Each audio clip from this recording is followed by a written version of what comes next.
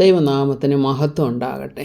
National apostolic മീഡിയയുടെ വചനധ്യാനത്തിലേക്ക് ക്രിസ്തുയേശുവിൻ്റെ അതിപരിശുദ്ധ നാമത്തിൽ ഏവർക്കും സ്നേഹവന്ദനം.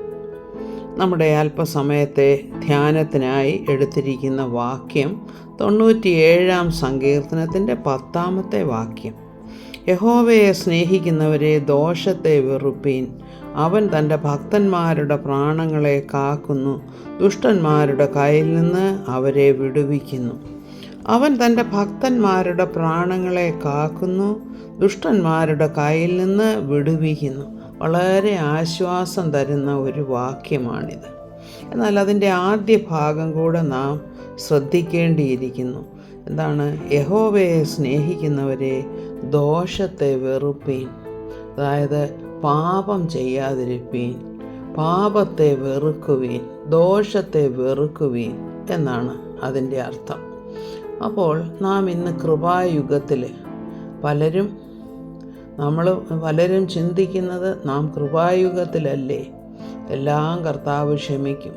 കർത്താവ് ക്ഷമിച്ച് കഴിഞ്ഞു. നാം പണ്ട് ചെയ്തതും ഇന്ന് ചെയ്യുന്നതും ഇനി ചെയ്യാനുള്ളതും എല്ലാം കർത്താവ് ക്ഷമിച്ചു. അപ്പം ഇവിടെ 1 പത്രോസ് 1:14 മുതൽ 16 വരെയുള്ള വാക്യങ്ങളിൽ പറയുന്നത് എന്താണ്?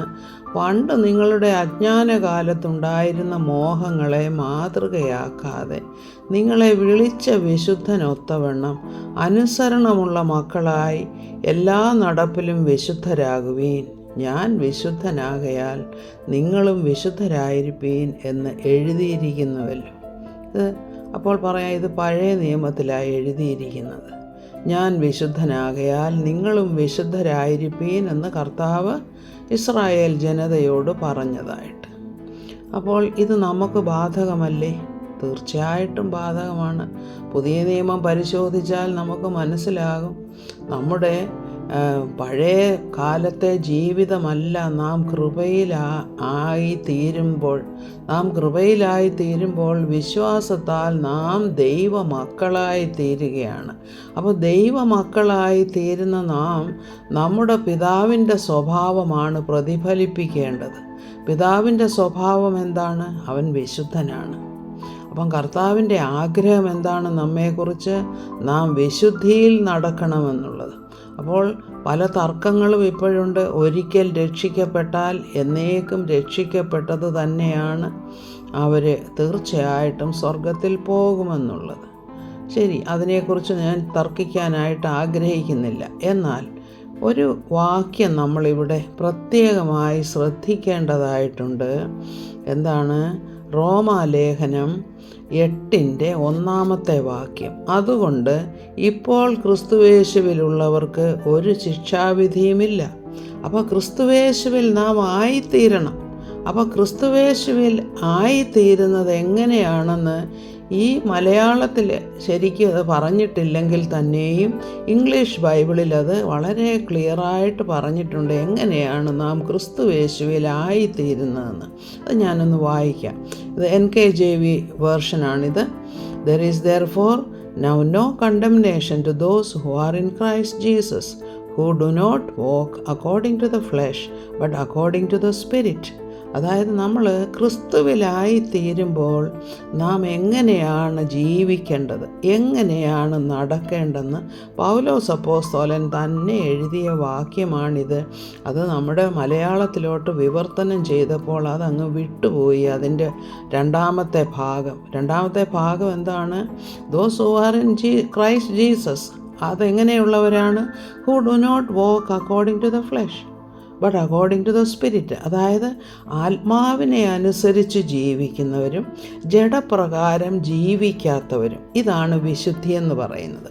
ജഡപ്രകാരം ജീവിക്കുമ്പോൾ നാം വിശുദ്ധിയിലല്ല ജീവിക്കുന്നത്.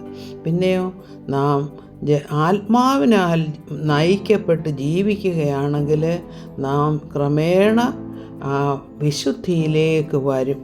കർത്താവ് പറഞ്ഞ എന്താണ്? പഴയ നിയമത്തിലും പുതിയ നിയമത്തിലും ദൈവത്തിൻ്റെ സ്വഭാവം ഒന്ന് തന്നെയാണെന്ന് മനസ്സിലാക്കണം. കൃപായുഗമാണെന്ന് പറഞ്ഞുകൊണ്ട് കർത്താവിൻ്റെ സ്വഭാവത്തിന് വ്യത്യാസമൊന്നും വന്നില്ല. ഗതിഭേദത്താലുള്ള ആച്ഛാദനമോ വ്യത്യാസമോ ഒന്നും കർത്താവിനില്ല. കർത്താവ് അന്നും വിശുദ്ധനാണ്, ഇന്നും വിശുദ്ധനാണ്.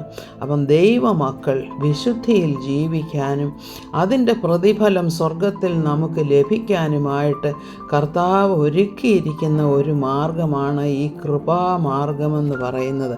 അതുകൊണ്ട് നാം അതിനെ തുച്ഛീകരിക്കാതെ ദൈവത്തിൻ്റെ കൃപ എൻ്റെ മേൽ ഉദിച്ചുവല്ലോ എന്നുള്ള നന്ദിയോടുകൂടെ ദൈവത്തോട് നന്ദിയുള്ളവരായി ദൈവമക്കളായി ജീവിക്കുവാൻ ശ്രമിക്കണം. അപ്പോൾ നമ്മൾ പ്രാർത്ഥിക്കേണ്ടത് എന്താണ്? കർത്താവേ, നിൻ്റെ സ്വഭാവത്തിനനുസരണമായി ജീവിപ്പാൻ, നിൻ്റെ ആഗ്രഹത്തിനനുസരണമായി ജീവിപ്പാൻ കർത്താവേ എനിക്ക് കൃപ നൽകണമേ എന്ന് പ്രാർത്ഥിക്കുന്നു. ഞാൻ ബലഹീനനാണ് കർത്താവേ.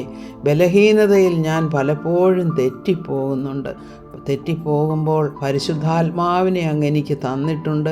പരിശുദ്ധാത്മാവ് പാപത്തെക്കുറിച്ചും നീതിയെക്കുറിച്ചും ന്യായവിധിയെക്കുറിച്ചും എനിക്ക് ബോധ്യം തരുമ്പോൾ കർത്താവെ അതിനനുസരിച്ച് അനുസരണത്തോടെ ആത്മാവിനെ അനുസരിച്ച് ജീവിപ്പാനടിയന് കൃപ നൽകണമേ എന്ന് പ്രാർത്ഥിക്കുന്നു. കർത്താവെ, കേൾക്കുന്ന എല്ലാവർക്കും ഇത് അനുഗ്രഹമായി തീരട്ടെ എന്ന് പ്രാർത്ഥിക്കുന്നു. സകല മഹത്വവും കർത്താവിന്. ആമേൻ. Praise the Lord.